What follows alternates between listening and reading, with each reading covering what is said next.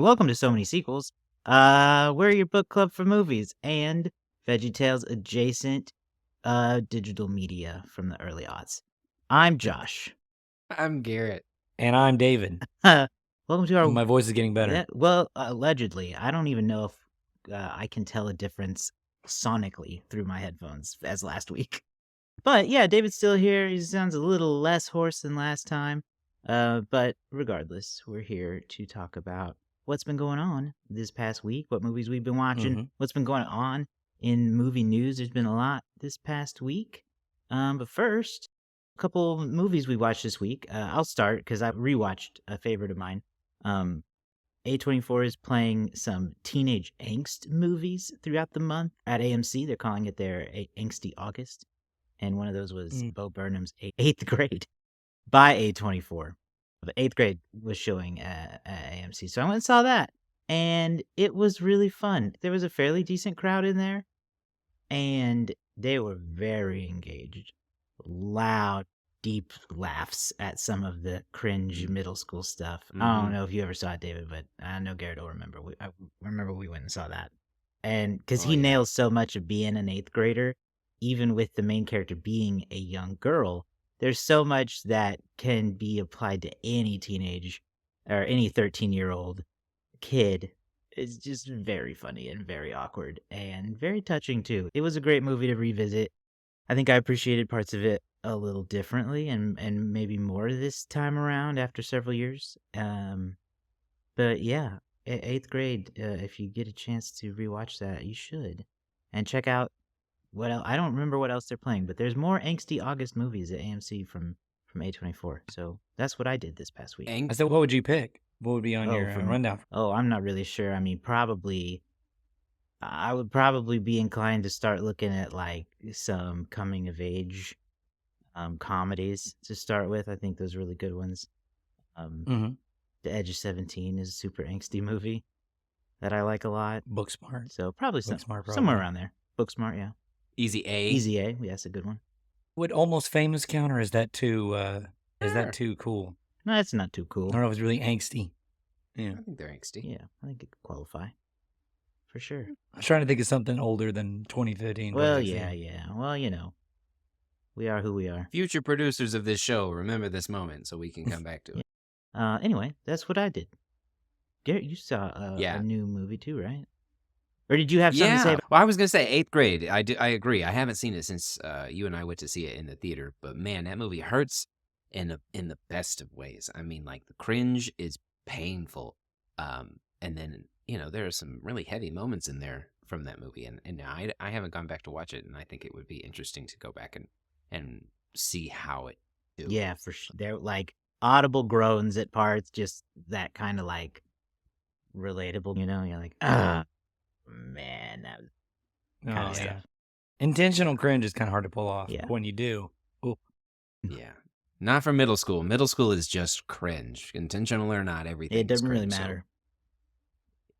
But yeah, Josh, I watched a new to me movie for sure. It's out streaming now on Peacock. And I think you mentioned that you had seen this earlier this year as part of the mystery movie. Yeah, they did do that. It's The Bikeriders with Austin Butler, Tom Hardy, Michael Shannon, Jodie Comer, a bunch of people who show up here and there if you recognize them. Mike Feist, Norman Reedus. That was a fun surprise. And it is this Midwestern 60s, 70s period piece motorcycle gang growth, you know? Not the Hells Angels, but kind of like the Hells Angels, I guess. Maybe. I don't really know a ton about them, but it was this just really good performance piece. You know, I thought everybody in there really gave a really well-did performance, from Austin Butler to Jodie Comer. I mean, they really became those characters. Tom Hardy always has an accent that is memorable, and this one was that too. Michael Shannon was fantastic when he shows up, and it was just, I don't know, it was really deep, and I was really into it, and so I recommend checking that out, streaming on the Peacock. Oh, for sure. Yeah, I was into it too. Unexpectedly so, I would say. I would agree with that. But the performances are great. Yeah, Tom Hardy's accent, memorable. Hard to understand. These are check boxes he has to hit. Same Yep, for yep. Austin Butler. Like, he felt like he didn't even speak a lot, but he doesn't have to. No, he did Is- not talk a lot. Would you guys call it a dad movie? Does it have dad movie energy? I think it I has a could type see of that. dad. Yeah. For Mm, sure. okay. Yeah. It's pretty, I think I think dads would enjoy it. I think parents would like it, Yeah. Yeah. I think there's enough there to keep parents involved and engaged and, That they're from that 50s time frame and I think they'd charm like it. Yeah. that dads like. Mhm. It has Yeah. motorcycles that dads either ride or Mhm. wish they could ride. Tough guy energy, leather jackets. Yeah. But also just a very well produced, well thought out, well made movie. Right. I thought Well, they that's the did a thing. Dad really good movies job. don't necessarily mean bad movies. They Not just at all. mean certain vibe. Yeah, certain vibe. Yeah. You'll have to watch it and let us know.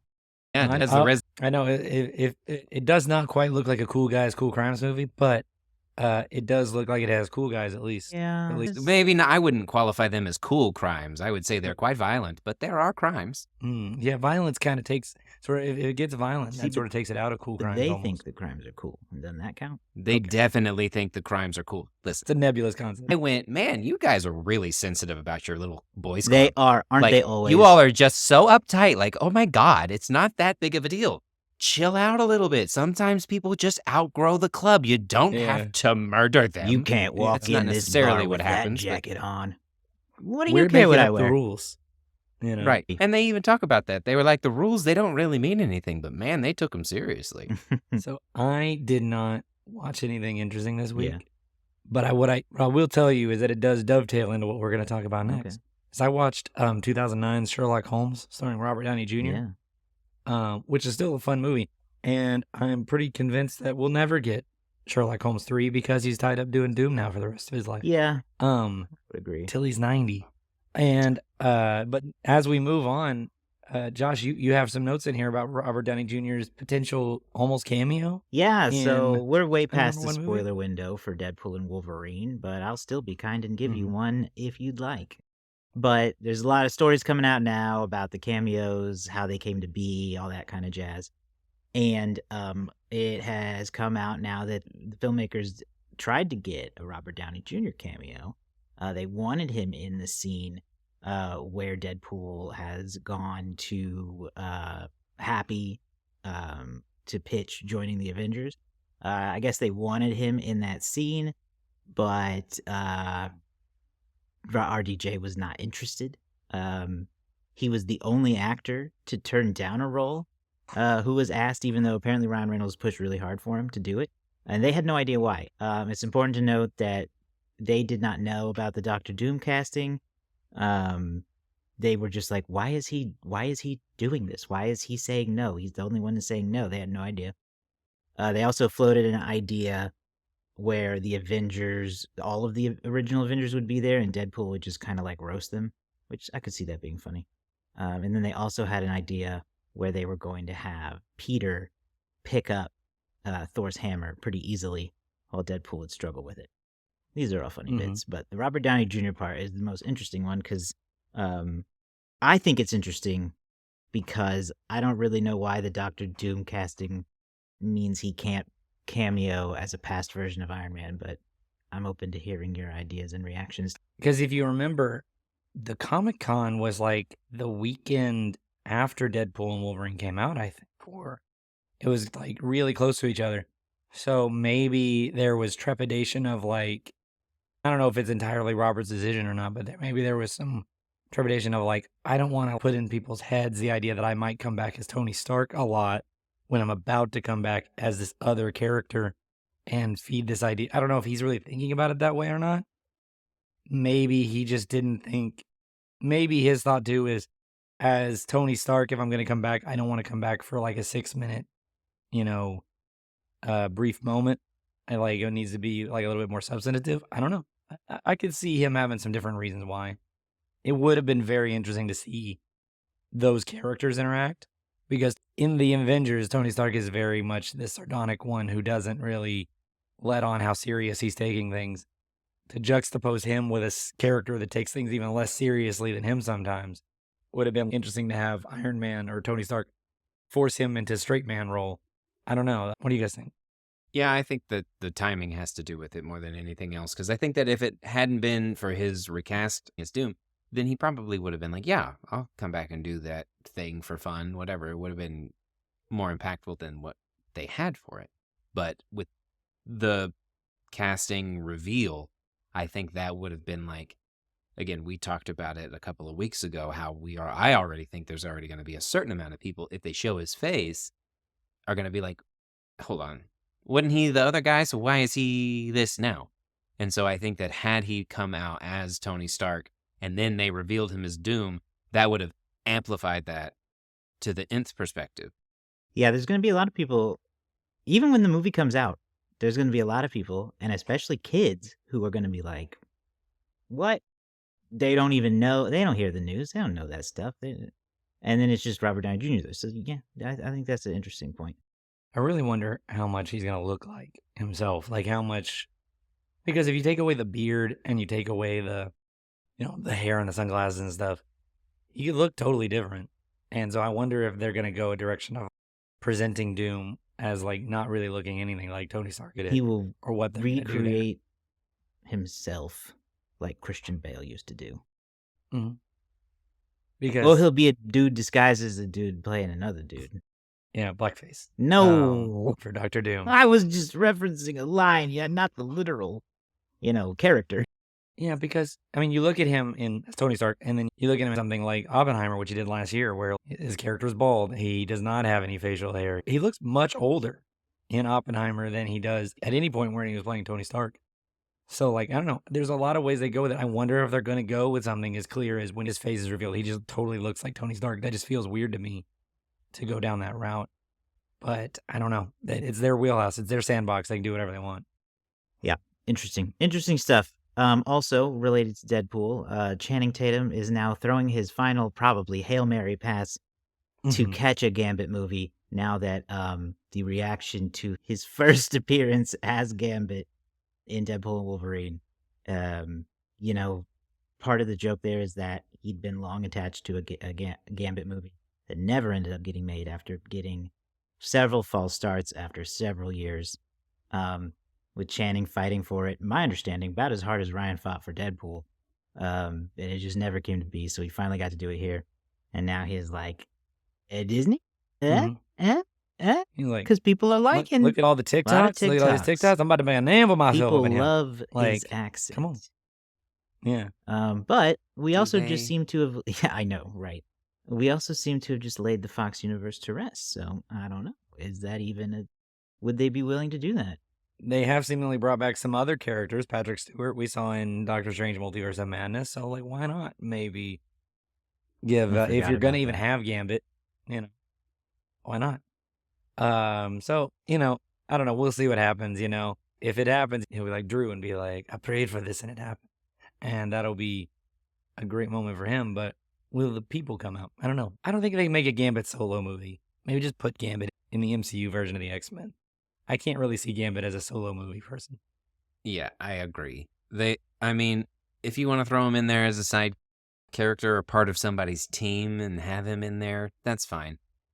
But it also has to be a different version because this version cannot be taken seriously in any way, shape, or form. His accent needs to improve. It is not great.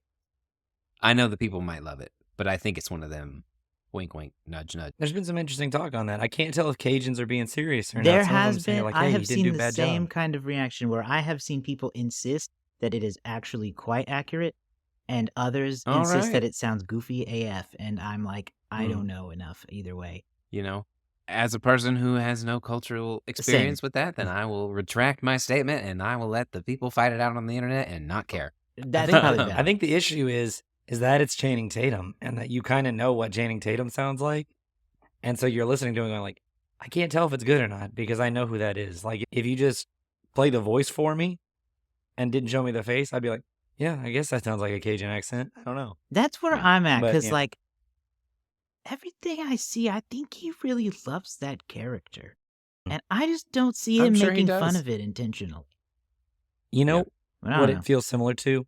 It feels similar to Brad Pitt in Inglourious Bastards, where he's doing this like really over the top, whatever it's supposed to be, Kentucky accent or whatever, where he's like, we're gonna kill Nazis or whatever. And it's like, Brad Pitt, we know you don't talk like that. That just sounds weird when you do it like that. Yeah. I don't know. I can't do it right now because my voice is all dead. But Well, anyway, I'll say I'm sorry, Channing, but I don't think we need it. Particularly want it. I appreciate the cameo, and I think that's good there. I don't know much about that character, but I'm not really into close-up magic as a form of superheroing. I like it as a form of entertainment, but not for superheroing. Sorry, Garrett. You know, by that metric alone, he should be your favorite. Gambit, I have no issues with the idea of a Gambit. I just don't You think just- that Marvel needs to be adding any kind of other solo movies that are Yeah, some characters that people don't know. I That's agree. my main issue with it more than anything. yeah. Again, You know, put 'em in the app. they're going to end up in the Sony version of things of like just greenlighting characters who are like related to big characters. Just to keep it You know, alive. like Yeah. how we get Venom and Craven and Madam Web and all that and Morbius. We don't need that in the end.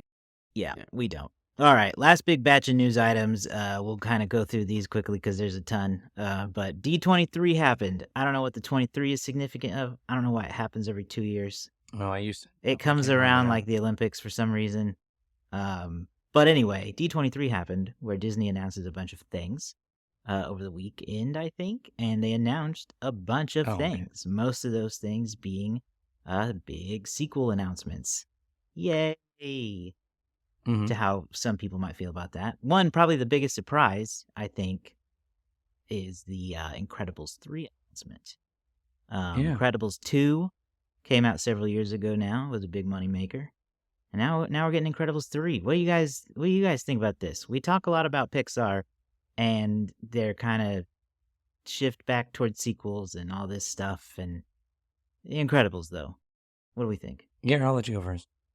You know, I've only seen the first one. I didn't make it to the second Ooh. one, and it's not one that I've ever circled back to see, so I was not a part of the massive moneymaker that was the second one, but I know it was one. I enjoy them well enough. I have no issues with them. You know, I think this is what we expect at this point in time from any movie studio, so I'm not going to fault them for going back to their IP that people want to see, because that's what is getting people to the movie theater, so go for it, especially after the success that they just had with Inside Out 2. Who am I to judge? Yeah. I'll say that the first Incredibles is still one of my top 5 Pixar movies. I remember as a kid, that movie came out, I think when I was like 15. And I remember thinking it seemed really like I'd seen it already in a way, because it was like, oh, a superhero family. I was like, I've seen that kind of movie. But a few years later, I went back and watched it, and I was like, actually, this is really good. And it was really interesting. And it's gotten better over time for me, that first Incredibles movie. Incredibles was also, I found it really enjoyable. It didn't make a lot of money. It makes sense if Pixar's looking at things that like are easy to make a sequel out of. A superhero family movie seems like a no-brainer, seems easy enough. It seemed after Incredibles 2, that made like $1 billion or something, one of the highest grossing animated movies ever, that Incredibles 3 would be right around the corner. But we really hadn't heard anything over the last few years. We had heard about rumblings of other ones, but like Incredibles 3 seemed like a far way off. So I think this one makes sense. I think there'll be a fair amount of excitement for it. Interested to see where they want to take that story. Because the second was pretty much like a direct sequel. Like it picked up like minutes after the last one ended. So curious to find out. Interested to see what they're gonna do. Yeah, I would agree that it is a sequel. They're also doing Zootopia 2. They decided to dip back into their well of animal propaganda and have cast Ke Huy Quan as a brand new character. Snake, I believe. Mhm. Cool. Yeah, love Key. Love Ke. Garrett, We just talked what do you about think? Ke in the Goonies. I'll add stuff in a minute. Garrett, what do you I think? have nothing because I have not seen Zootopia. I you know never that saw people Zootopia? really enjoy it, but again, not one I was looking for, so nothing doesn't mean much for me. Yeah, I really liked Zootopia when it came out. It's kind of messy as a sort of metaphor for prejudice and stuff, but at the same time, a decent enough introduction to the idea if you were wanting to broach it with kids. I love Ke Huy Quan. He's going to be great. Something that was interesting, the detail that I've heard is that there's going to be an element of like a refugee story here. Because in the first Zootopia, all the animals are mammals. That's it. There's no fish, no reptiles, no amphibians, no birds. It's just mammals. So in this one, Key's playing a reptile, a snake specifically. And the idea that maybe the reptiles are sort of this outside group or something like that. refugee group. I don't know. So interesting to see how they're going to go into that. The last one, like I said, kind of messy at times with its metaphors. So maybe that'll be a criticism that they took and worked with. I don't know. But yeah. All right. I'm again, another one, cautious optimism. Yeah, if you don't follow, you can follow all three of us on Threads, but David and I both posted a little breakdown. I think you started this little trend amongst some of our Discord Other people friends started doing it, and I was surprised. of taking these announcements and narrowing them down to actually excited, genuine interest, optimism, things like that. So go check that out on Threads. And then zero interest. We got a little bit of insight into Toy Story 5. It Mhm. looks like it's going to be toys versus tech, which seems awfully late, but that's fine. Yay! I'm struggling. Can't this just be a short? You Like, know, why they- we got to make it out of Thank it? Make you. it They have addressed this a little bit in a short, but they haven't gone full detail. If you want to watch a good Toy Story short, the Toy Story That Time Forgot on Disney Plus is about Bonnie's cousin gets all these cool dinosaur warrior toys for Christmas, but he just wants to play with his new video game. So the toys are just like abandoned essentially and create their own world, a la what Buzz would do, right? So exploring that on a bigger field feels like, yes, it does feel like something that's been happening for the last 10 years. But something to remember, I At think, with these least. Pixar movies is that they're made by parents, essentially. And it's like commentary on their own life right now with their kids. There's going to be a lot of people that can relate to their kids being sucked into screens, either by their own doing or by accident. So I think a lot of people might be interested in this. But why does it have to be Toy Story? It's true. If they could, and why does it have to be these exact characters and other toys? You can At the give same me time- a different, like the same idea with different characters and stuff. The danger is with the Toy Story 5 is you already had enough people who didn't want or care about Toy Story, honestly, 3 and then 4. So now you're putting Toy Story 5 in there after you feel like you had a nice send-off and bringing him back for a plot that sounds like, okay, but how are you going to bring Woody back for this? Right. Yeah, I'm not sure. We'll find out. I'm sure they'll find a nice way to bring them all back together, but we'll see. Maybe we're just in the Bonnie trilogy. That's what we're in. We had the Andy trilogy. Now we've got the Bonnie trilogy. Bonnie's been the One worst thing one. One thing I want to say. What now? Bonnie's been the worst one yet in terms of kid owners. You This know, toys she's are her own never kid. with Bonnie. Damn. What I will say, because I want to point this out, because we talk about sequels on this show a lot, is that Toy Story from 1996, I think, is when the first Toy Story movie came out, through 2024 is reaching its 5th movie. They may have made 7 Despicable Me movies in 11 years. How have they done this? Like that first Despicable Me movie, I think, came out in 2009, and here we are in 2024, and they have made 4 Despicable Me's and 2 Minions. Okay, so maybe that's 6. I don't know. And then Shrek rushed through their first 4 in like 10 years, plus the Puss in Boots movies. If you want to count those. So it's kind of crazy how we got Shrek 5 and Toy Story 5 coming out the next year, but they've taken wildly different paths to get there. Yeah, that's for sure. That's for sure. All right, let's move on here, get toward the end of the show with our weekly box office update. We got one big new release this week with It Ends With Us, I believe, taking Ryan Reynolds' wife, Blake Lively, onto the box office chart with him. And then I'm really, truly just thrilled to hear more about Borderlands. Yes. So your number one movie of the weekend, again, is Deadpool and Wolverine, bringing in $54 million. That's up to almost $500 million in the U.S. And then It Ends With Us, like you said, starring Blake Lively, based on the book of the same name, brought in $50 million this weekend, which is kind of surprising to me. Great. I mean, we talk about alternative programming sometimes during this segment, and this is great alternative programming, mostly female audience. 50 million, that's huge. I mean, that's bigger than a lot of other movies that were supposed to be blockbusters this year.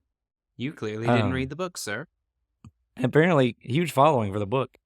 And I've heard kind of mixed reviews for the movie, but anyway. The number 3 movie of the week, Twisters, back up to number 3 with 15 million, bringing its domestic total up to 222 million. Borderlands absolutely bombs at the box office, maybe the biggest bomb of the year, with only 8.8 million in its opening weekend.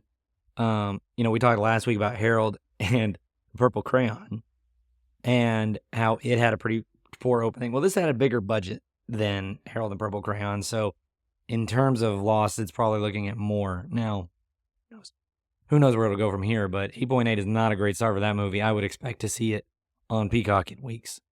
Again, Despicable Me 4 hanging on with 8 million. Trap brings in 6.7 in its second weekend. And Inside Out 2 finally drops out of the top 5 for a weekend box office, bringing in $5 million, bringing its total up to 636.5. Still the number one movie of the year is Inside Out 2, followed by Wolverine, followed by Despicable Me 4, followed by Dune 2, and then followed by Godzilla. Wow. X-Con. Godzilla's still hanging in there. Amazing. Godzilla's still hanging in there. If it doesn't pass that, I'm going to be upset. Yeah, let it. Worldwide Twisters is currently sitting at number 9. And that movie's doing much better in the U.S. than it is overseas. Domestically, Twisters is sitting at number 5 movie in the United States this year. But overseas, not doing quite as well. I don't know. Maybe it's too... People are like, Twisters? I don't know what those are. I mean, Not a lot of them. Where's over my there. tsunami movie? Not a lot of them outside of this area.